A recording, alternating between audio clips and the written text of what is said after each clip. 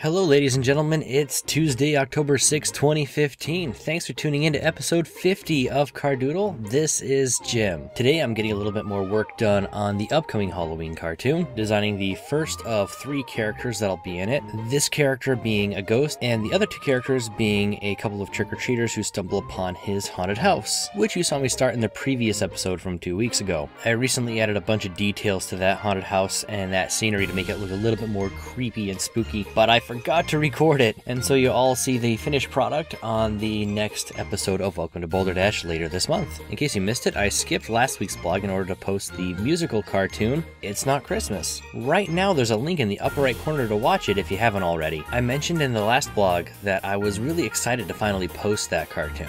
Here's why. That cartoon saw its inception over 10 years ago. Yeah, I'm not kidding about that. That's not to say I've been working constantly on it for 10 years. If you watch the cartoon, you can tell that's clearly not the case. But it was a weird kind of journey on how that came to being. So the whole cartoon is based on the kind of irritation I get when I see Christmas decorations out in September and October. I'm not sure why that grates on me so much. Maybe it comes from when I was a little kid and I liked Halloween so much I didn't want to see it go away so soon. Maybe it's because I'm the kind of person who tends to like things to be done in a certain order. Or maybe it's because I think it's kind of insulting to our collective intelligence that companies think they can go ahead and advertise this stuff so early, like we're gonna forget about Christmas and the holiday season. So anyway, this project got its start when I was in college and I took a trip to Walmart. I think I was getting some snacks or printer cartridges, just I don't know what I was getting. Anyway, it was early to mid-September, and on my way into the store I saw a woman walk out wearing a Christmas sweater. Bear in mind, I went to college in Middle Georgia. In September, it's still usually 80 to 90 degrees down there. So it's not like this lady threw on the sweater at the last minute because it was cold outside.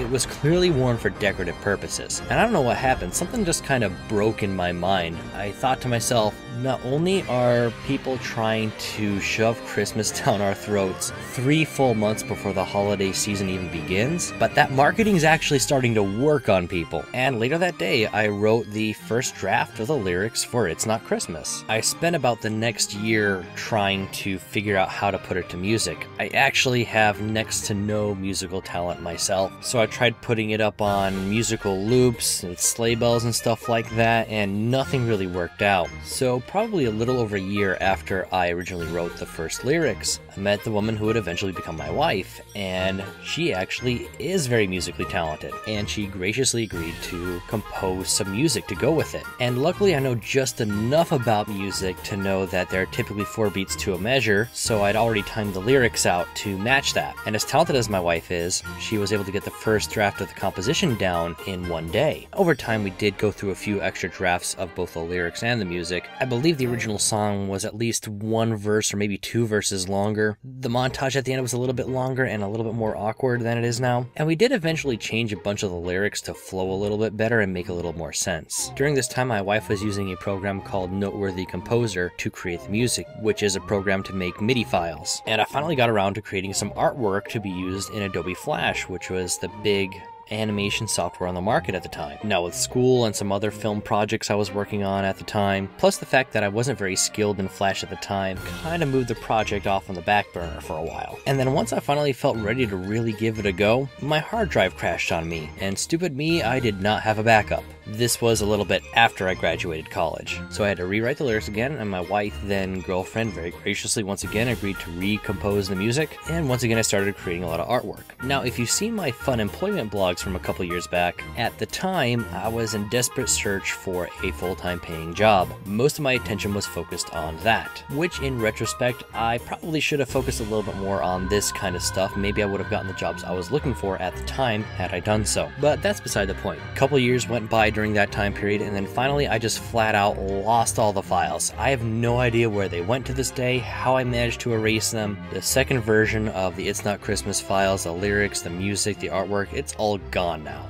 no idea what happened to it. So that brings me back to 2012, back when I started posting videos online. First on Facebook, later on YouTube. At the time I wasn't working a lot, I was pretty depressed and looking for things to do with my free time. And the idea behind posting any videos at all was to kind of give me something to do, something to take my mind off how depressing the job search was, and just start some kind of creative project that might eventually lead me towards my goals, which at the time were beginning online publication of a comic strip, which I've pretty much lost interest in, and finally completing It's Not Christmas. So I started regularly posting sketch blogs, which are kind of like those animatic blogs you see on other people's channels, and eventually started playing around with Anime Studio. That led to Ordinary Jim, which eventually led to Welcome to Boulderdash. So then at the beginning of 2014, I finally started making some decent progress on the cartoon. I kind of felt ready to go. Lyrics were revised again, music was composed again, this time using Logic Pro to a much nicer result. And then in February of that year, I met somebody who became my first animation freelance project. And that project ended up taking up pretty much every second of my free time where I wasn't working. Around that same time, I went from part-time to full-time hours. At the same time, my wife's health was not doing so well, so I was responsible for doing a lot of chores around the house. It pretty much left no time for personal projects at all, until that project pretty much fell apart in mid to late October. And so finally in early 2015,